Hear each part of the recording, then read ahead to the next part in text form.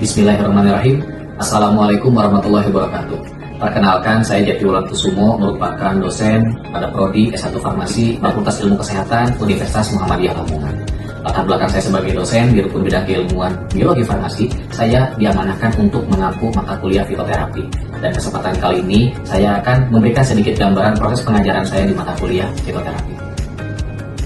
Mata kuliah fitoterapi sendiri merupakan mata kuliah wajib dengan mata kuliah prasyarat seperti farmakognosi, fitokimia, patofisiologi, dan farmakologi. Oleh karena itu, bagi mahasiswa yang mengambil mata kuliah fitoterapi harus telah dinyatakan lulus pada mata kuliah prasyarat yang saya sebutkan tadi.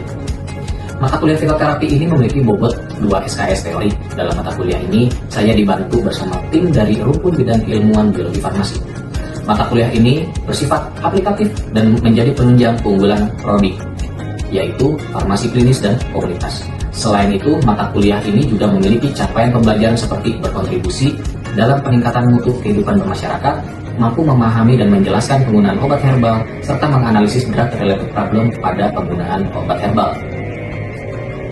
Pada mata kuliah ini, mahasiswa diharapkan memiliki capaian mata kuliah, yaitu memahami penggunaan obat herbal untuk berbagai kondisi klinis. Contohnya fitoterapi untuk sistem saraf, sistem kardiovaskular, sistem renal, antiinflamasi, sistem pernafasan, dan sindrom metabolik seperti diabetes mellitus. Selain itu, mahasiswa dapat memahami penggunaan obat herbal pada orang hamil, menyusui, anak-anak, dan lansia dengan bentuk sediaan herbal, dosis pemakaian, dan keamanannya. Bila keamanan tidak terjamin, maka dapat menimbulkan berbagai masalah yang muncul akibat interaksi, efek samping, atau ketidaksesuaian penggunaan obat herbal. Untuk kegiatan pembelajaran, kami berupaya untuk terlihat semenarik mungkin bagi mahasiswa. Dalam perkuliahan yang bersifat teori ini, mahasiswa melakukan studi kasus dan melakukan diskusi kelompok serta tanya-jawab interaktif antar mahasiswa. Di awal pembelajaran, terlebih dahulu diawali dengan persamaan persepsi untuk menguji kemampuan mahasiswa dalam memahami teori yang akan dipelajari. Sehingga saya selaku dosen memicu stimulus pemahaman dengan pertanyaan untuk mahasiswa jawab sehingga terjadi komunikasi dua arah dan memberikan apresiasi kepada mahasiswa berupa nilai keaktifan. Penilaian dalam mata kuliah ini berupa nilai tugas dengan bobot 20%, keaktifan 10%, sikap 10%, beserta evaluasi dalam bentuk ujian tengah semester 30% dan ujian akhir semester 30%. Untuk bobot nilai tugas, mahasiswa akan diberikan tugas secara individu maupun kelompok. Dalam mata kuliah ini, kami juga menerapkan teknologi berupa e-learning sehingga mahasiswa dapat mengakses materi kuliah, mengumpulkan tugas, dan bisa kami langsung nilai dan mendapatkan umpan balik. Berikut adalah video pembelajaran mata kuliah fitoterapi pada mahasiswa semester 5 yang membahas materi tentang fitoterapi diabetes mellitus. Baik, bismillahirrahmanirrahim. Assalamualaikum warahmatullahi wabarakatuh. Waalaikumsalam warahmatullahi wabarakatuh. Oke, selamat siang semuanya. Oke, apakah semuanya dalam keadaan sehat? Alhamdulillah. Oke, sebelum kita mulai perkuliahan, saya absensi terlebih dahulu ya. Yanis, Hadir Pak. Hera, Hadir. Iftina, Hadir. Desik, Hadir. Silvi, Hadir. Lutfianto, Hadir Pak. Hilda, Hadir Pak. Widuri, Hadir Pak. Ceval, Hadir. Imam, Hadir. Haji, Hadir. Andre, Saya Pak. Rizal, Hadir Pak. Mirza. Saya Pak. Oke, lengkap ya. Oke, sebelum kita mulai, silahkan Andre bisa pimpin doa. Baik teman-teman, sebelum kita mulai pembelajaran pada siang hari ini, mari kita berdoa menurut agama dan percaya kita masing-masing. Doa dimulai.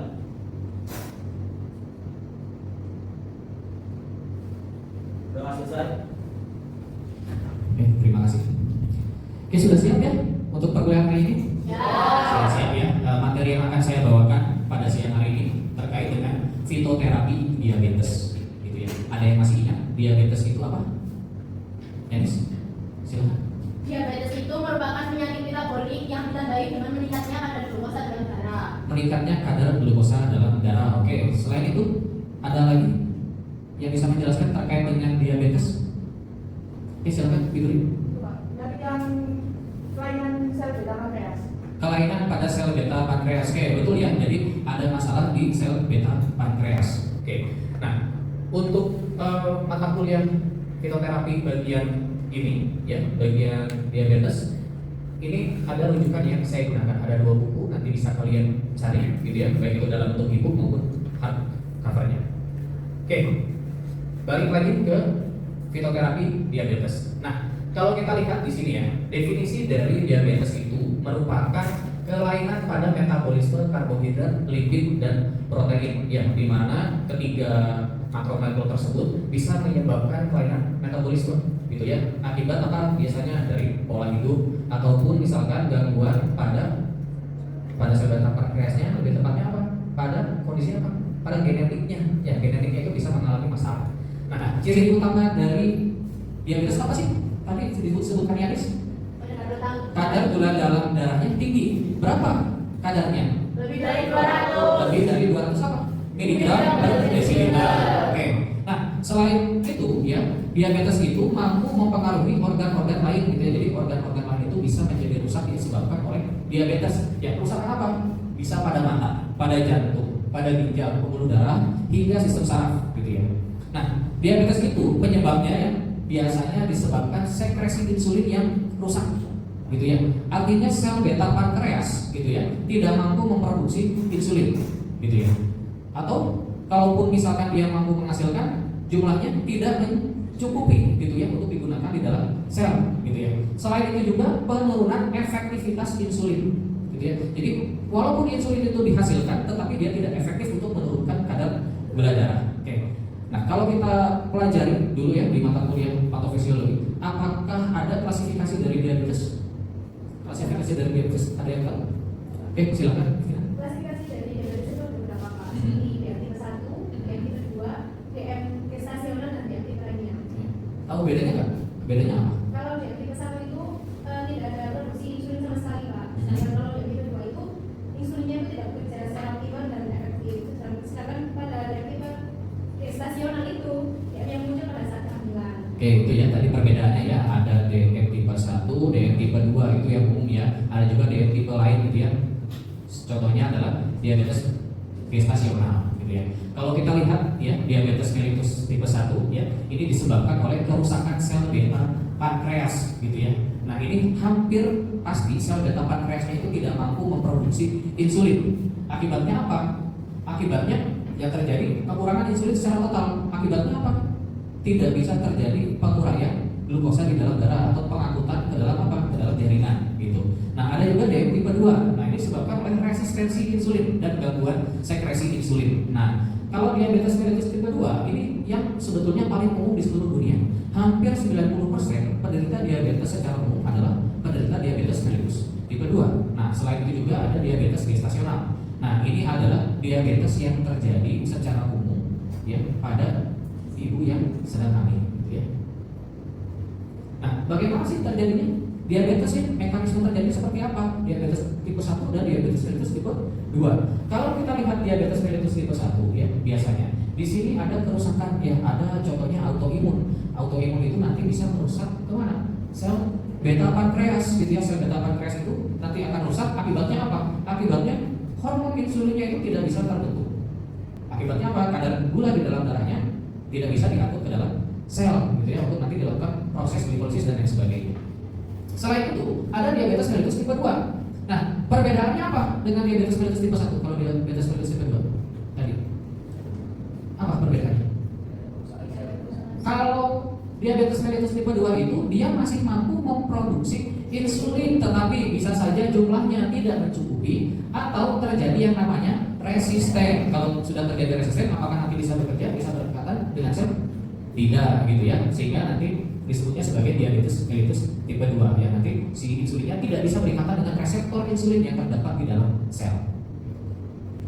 Nah, saya akan lebih fokus ke diabetes tipe 2 gitu ya. Kenapa? Karena ini yang paling sangat umum dan dalam kaitannya dengan fitoterapi ini adalah yang bisa digunakan menggunakan tanaman untuk pengobatan gitu ya. Kalau diabetes mellitus tipe 1 ini karena memang insulinnya sudah tidak bisa diproduksi sehingga harus mendapatkan insulin dari luar, tidak bisa menggunakan obat-obat herbal untuk pengobatan. Nanti si sel beta pankreasnya menjadi sembuh, nah itu tidak bisa, sehingga yang bisa digunakan hanya pada diabetes mellitus tipe 2 gitu ya. Nah, di sini kalau kita lihat ya, diabetes mellitus tipe 2 itu biasanya terjadi pada orang dewasa. Umumnya di usia di atas 40 tahun, tetapi sekarang umum sekali pada remaja dan anak-anak. Kenapa?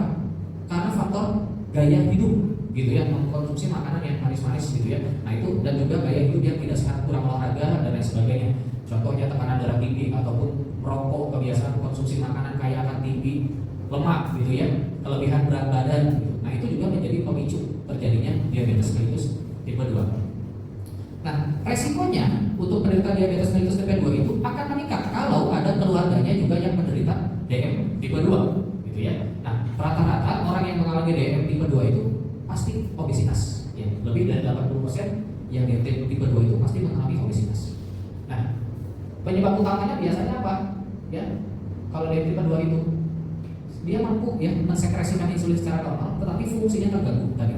Ya, ada yang tidak bisa berikatan dengan reseptornya. Lalu penurunan absorpsi gula di sel. Jadi gula itu yang asalnya di dalam darah tidak bisa diserap atau masuk ke dalam sel gitu ya. Tidak ada yang membawanya, tidak ada insulin di sana. Lalu mengakibatkan kadar gula darahnya menjadi meningkat. Atau bisa juga kelebihan produksi glukosa oleh organ apa? Organ liver gitu ya. Liver juga memiliki fungsi untuk memproduksi glukosa. Dalam kasus diabetes mellitus ini harus dihindari karena apa? Karena akan meningkatkan kadar glukosa dalam darah, gitu ya.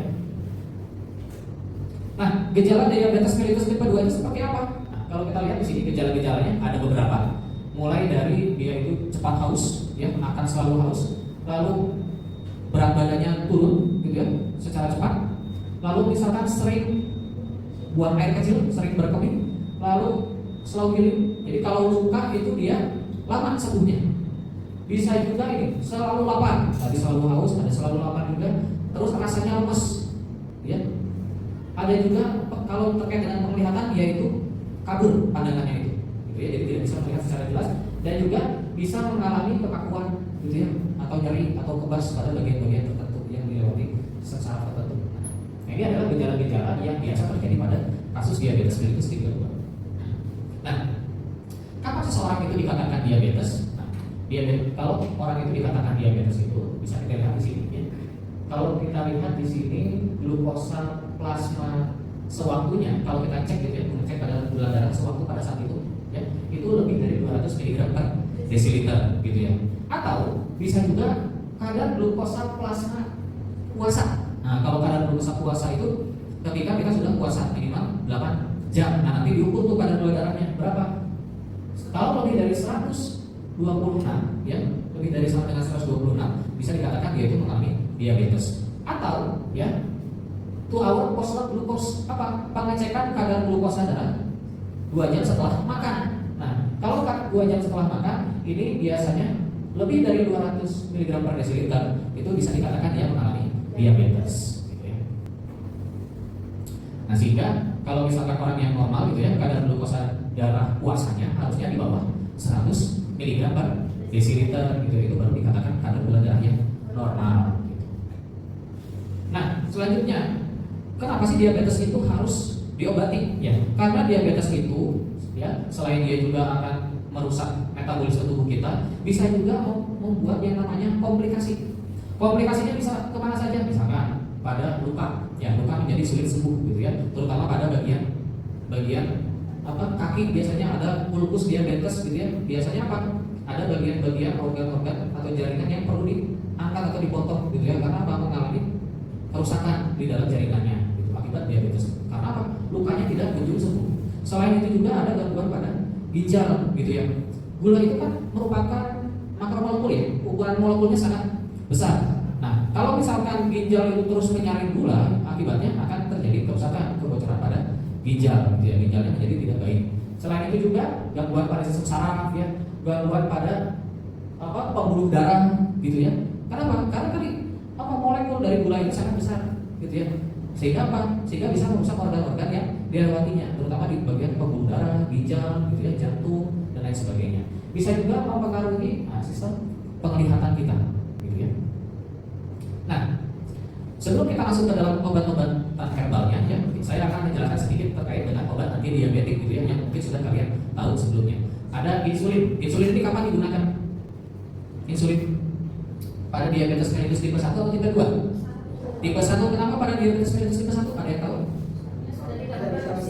Karena diabetes mellitus tipe 1 dia tidak bisa memproduksi insulin, sehingga harus mendapatkan insulin dari luar. Nah, jadi kalau insulin itu diinjeksikan atau diberikan pada kasus diabetes mellitus tipe 1. Tapi ada beberapa kejadian kalau misalkan di rumah sakit Kalau kadar HbA1c-nya lebih dari 6,5 gitu ya, itu biasanya nanti perlu diberikan injeksi insulin.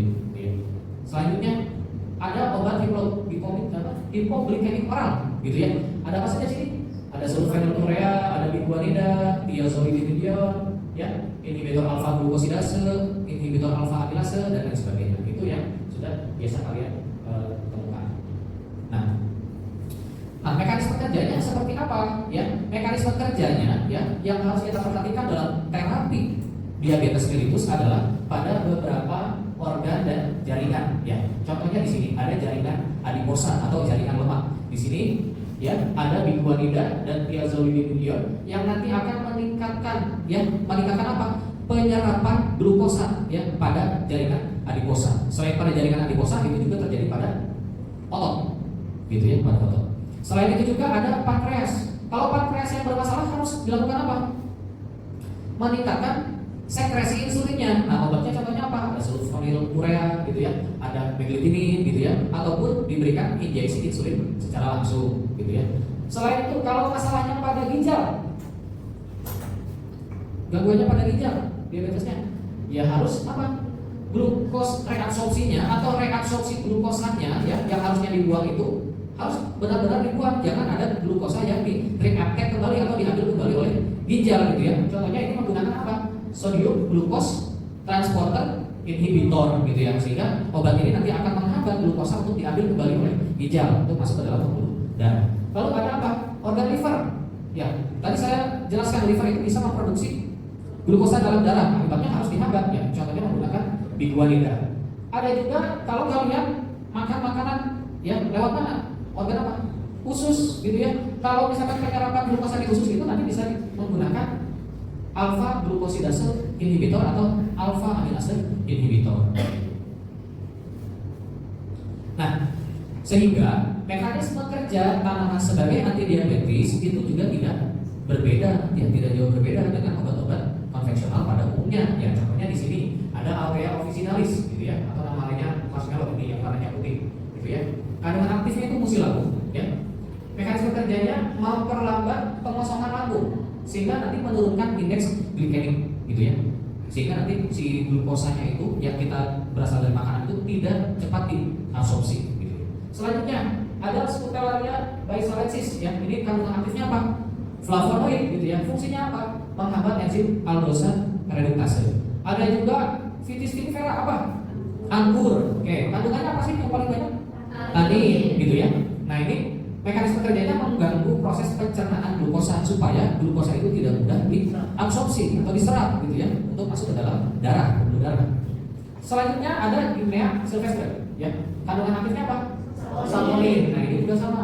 Ini menghambat transportasi glukosa gitu ya untuk nanti bisa beredar di dalam darah.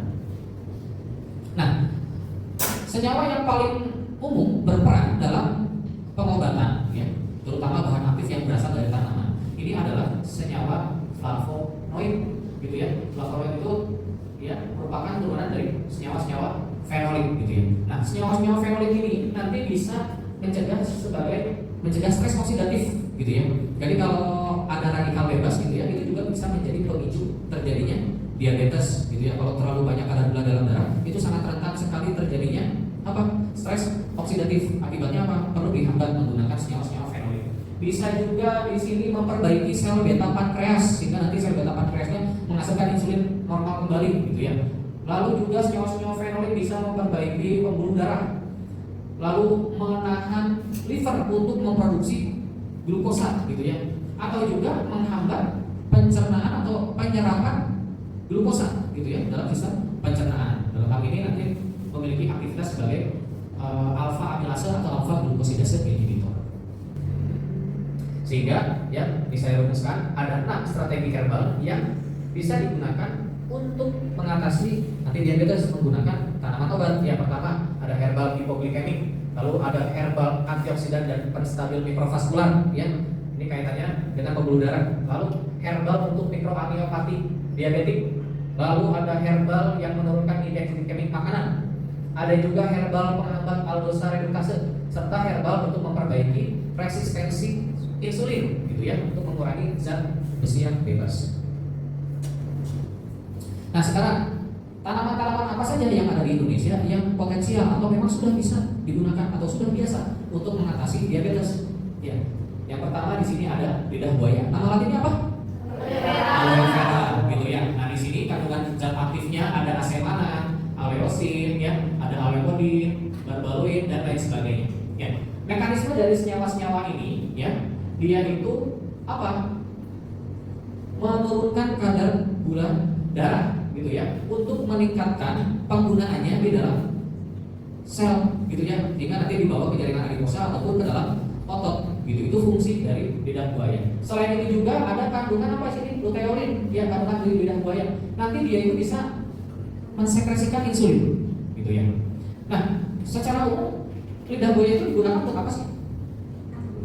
Biasanya kalau kalian tahu ya, untuk masker, ya, untuk apa? Perawatan kulit, untuk rambut, gitu ya. Nah, tetapi ternyata kandungan-kandungan yang terdapat di dalamnya juga berpotensi untuk mengatasi diabetes mellitus, gitu ya. Nah, ada senyawa yang namanya glukomanan, gitu, di dalam lidah buaya itu. Dia itu memiliki sifat yang larut air sehingga sangat mudah untuk diformulasikan, gitu ya, menjadi sediaan farmasi, gitu ya. Nah, sehingga nanti glukomanan ini menjadi potensial untuk sebagai anti diabetes. Nah, di sini dia fungsinya glukomanan itu menurunkan kadar glukosa darah dan meningkatkan sensitivitas insulin, gitu ya. Jadi di sel itu sensi insulin itu akan lebih mudah apa dikenali oleh reseptor. Nah, kalau kita memperhatikan lidah buaya, gitu ya, mana bagian-bagian yang bisa digunakan? Nah, ini juga harus dilihat, ya. Ada di bagian parenkitus, ya. Di sini ada mucilagumina, ya, atau glukomananya. Ini terdapat di bagian gelnya, ya. Ada kandungan glukomanan dan asemanannya. Nah, tetapi ingat, nah, coba lihat sini. Pada bagian bawah kulitnya itu terdapat anthraquinone, gitu ya, yang rasanya pahit dan dia bersifat sebagai pencahar kuat, gitu, sehingga nanti kalian bisa bermasalah dengan sistem saluran cerna kalau tidak hati-hati, gitu ya. Jadi nanti yang digunakan adalah bagian gelnya saja, gitu. Nah, ini adalah hasil uji klinis dari lidah buaya, gitu ya. Beberapa uji klinis di sini penggunaan lidah buaya, gitu ya, sebanyak setengah sendok teh per hari yang digunakan ini sampai 14 minggu itu mampu menurunkan kadar glukosa darah puas. Selain itu juga kalau menggunakan gel lidah buaya secara langsung, ini juga sudah ada hasil penelitiannya, gitu ya, yang dikonsumsi selama 14 hari menurunkan kadar glukosa darah dan juga trigliserida. Nah, ini juga ada sediaan yang sudah beredar, gitu ya, yang sudah dalam bentuk kapsul, kaplet, gitu ya, ataupun ada yang sudah dalam bentuk lidah buaya yang masih segar gelnya, gitu. Itu juga ada. Selain lidah buaya, di sini ada jintan putih, ya, Cuminum sinimum. Dia fungsinya meningkatkan sekresi insulin. Nah, ini juga sudah dilakukan, gitu ya, uji praklinis ini pada hewan uji. Bagian yang diambilnya adalah minyaknya, ya, dengan dosis 25 mikrogram per mililiter, gitu ya. Ini mampu meningkatkan sekresi insulin pada hewan uji, gitu ya, sebesar 3,34 dan 3,85 kali lipat, ya, sekitar 4 kali lipatnya sekresi insulinnya itu. Selain itu juga ada Osimum basilicum, ya, biasanya kita lebih mengenalnya kemani, tapi kalau orang-orang luar biasanya mengenalnya dengan basil, gitu ya. Nah, kemani ini, gitu ya, ini sudah ada penelitiannya, gitu ya, menunjukkan penghambatan maltase dan suprasi intestinal yang baik, gitu ya, pada tikus dan memiliki penghambatan alfa amilase, gitu ya. Nah, penghambatan maltasenya lebih besar dikaitkan dengan kandungan polifenol dan flavonoid total yang tinggi. Jadi kaitannya tadi saya jelaskan, ya, di pertengahan tadi terkait dengan kandungan flavonoidnya. Selain itu ada apa lagi? Nah, di sini ada daun mimba, gitu ya. Fungsinya untuk memperbaiki resistensi insulin, bisa juga sebagai antioksidan dan juga penstabil mikrovaskular. Zat aktifnya, ya, di sini ada azadiractolin, gitu ya, atau juga ada azadiradiol, gitu ya. Ini fungsinya menghambat aktivitas enzim alfa amilase dan glukosidase, sehingga nanti menghambat apa penyerapan glukosa dari lambung dan dari apa usus ke pembuluh darah. Selain itu juga ada nih yang biasa kalian gunakan, bawang merah, ya, allium cepa, ya. Kandungannya ada quercetin, ada rutin, ada L-cysteine, ya. Nah, kalau quercetin ini coba lihat, ini menghambat enzim alfa glukosidase, sama efeknya seperti apa ini daun mimba, gitu ya. Kalau L-cysteine ini juga berperan dalam menangkap radikal bebas dan meningkatkan aktivitas superoksid dismutase dan katalase, gitu ya, sehingga tidak terjadi radikal bebas ketika kadar gula darahnya tinggi. Lalu ada tanaman yang cukup terkenal, yang dengan rasanya, ya, ada brotowali, ya, Dinospora carifolia, dan Monica caratia atau pare, gitu ya. Ini sangat terkenal dengan rasa pahitnya. Fungsinya apa sih kalau brotowali? Ini menurunkan indeks glikemik dan berperan sebagai hipoglikemik, gitu ya.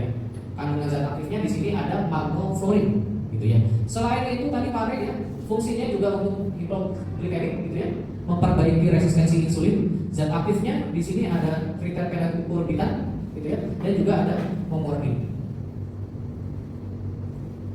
Oke. Ini ada tugas untuk minggu depan, ya.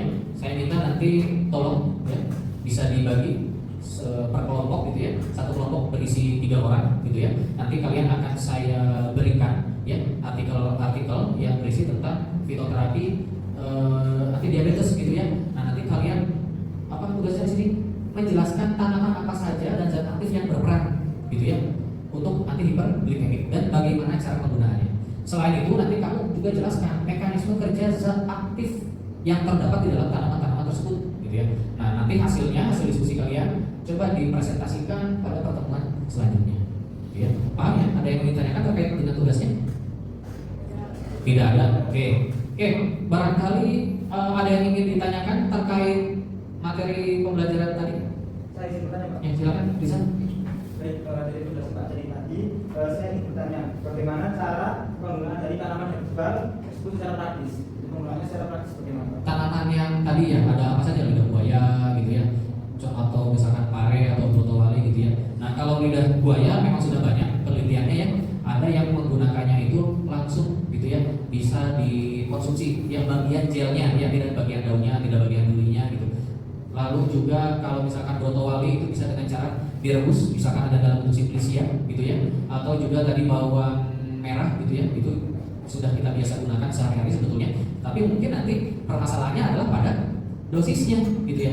Sehingga saya lebih menyarankan, ya, ketika ingin menggunakan obat herbal untuk mengatasi diabetes, tentunya harus dikonsultasikan dengan dokter ataupun dengan apoteker supaya apa? Supaya dosisnya jelas, gitu ya. Walaupun misalkan secara empiris sudah nih terbukti untuk mengatasi diabetes, mekanisme kerjanya ada dijelaskan di dalam literatur, gitu ya. Tetapi untuk penggunaannya, terutama untuk penggunaan pribadi, harus sesuai dengan dosisnya. Takutnya nanti dosisnya tidak tepat. Nah, lebih saya sarankan kembali kalau misalkan boleh menggunakan herbal, misalkan saran dari dokternya, bisa menggunakan sediaan farmasi yang dosisnya sudah jelas. Gitu.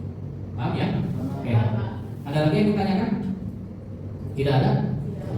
Oke, ini artikel yang nanti akan saya jelaskan nanti, yang akan kalian gunakan untuk diskusi kelompok. Ini artikel yang pertama, gitu ya. Ini terkait dengan daun mimba. Ada artikel kedua, ini terkait dengan obat tradisional yang digunakan di Desa Kaliputih, Banjarnegara, gitu ya. Dan ada yang ketiga, ini untuk kelompok yang lainnya. Ini pemanfaatan tanaman fitoterapi pada diabetes mellitus. Di sini ada berbagai macam jenis tanaman. Nanti kalian sesuaikan dengan tugasnya, gitu ya, dan dipresentasikan minggu depan. Oke, ada lagi yang ingin ditanyakan? Belum ada. Oke, kalau tidak ada, saya simpulkan, ya, untuk perkuliahan hari ini bahwa mekanisme kerja dari tanaman, gitu ya, tanaman obat untuk mengatasi diabetes itu tentunya mirip seperti obat-obat konvensional, seperti misalkan meningkatkan penyerapan glukosa pada otot dan jaringan adiposa, gitu ya. Contohnya di sini ada kayu manis, gitu ya, ada ginseng, gitu ya, ada pare, gitu ya. Lalu di sini ada juga bawang merah yang berfungsi untuk apa? Menghambat penyerapan glukosa di usus, gitu ya, untuk tidak masuk ke dalam pembuluh darah. Lalu ada juga yang menghambat produksi glukosa di dalam hati, gitu ya. Ada juga yang meningkatkan sekresi insulin, ya. Ini banyak sekali tanaman-tanamannya, ya. Sehingga mekanisme kerjanya itu hampir sama. Oke, tidak ada lagi yang ditanyakan? Oke, kalau tidak ada yang ditanyakan, saya cukupkan sekian. Saya ucapkan terima kasih. Mohon maaf bila ada kesalahan dan kekurangan. Saya akhiri. Assalamualaikum warahmatullahi wabarakatuh. Waalaikumsalam warahmatullahi wabarakatuh. Demikian adalah gambaran proses perkuliahan mata kuliah fitoterapi dengan tema fitoterapi diabetes mellitus. Saya Jeti Wulan Kusumo, terima kasih atas perhatiannya. Assalamualaikum warahmatullahi wabarakatuh.